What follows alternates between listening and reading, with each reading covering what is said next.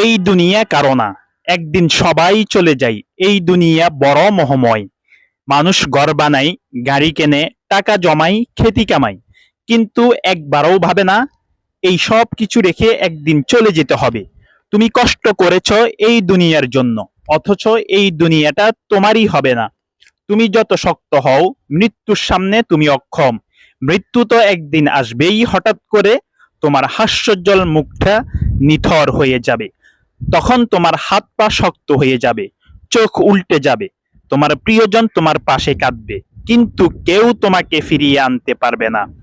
তারপর সাদা কাফনে জড়িয়ে নিয়ে যাওয়া হবে তোমার চিরগর কবরের দিকে। তুমি একা, একেবারেই একা। না প্রিয়জন, না টাকা, না খ্যাতি।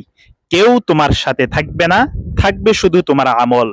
কবরের মাটি তখন তোমার মুখে এসে লাগবে।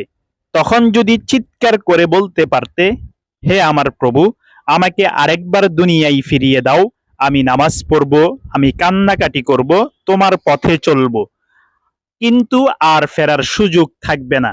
কবর জিজ্ঞাসা করবে, তুমি কার ছিলে? কোথায় ছিল তোমার রব? যদি উত্তর দিতে না পারো, এই কবরই হবে জাহান্নামের আগুনের গর্ত।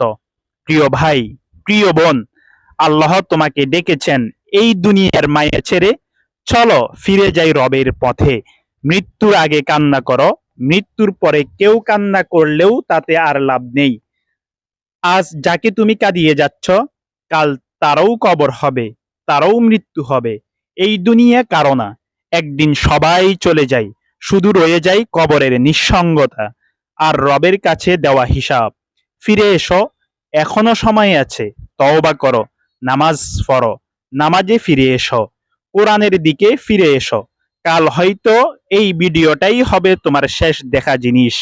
একদিন তুমি থাকবে না, কিন্তু আজ তুমি আছো। ফিরে এসো রবের দিকে।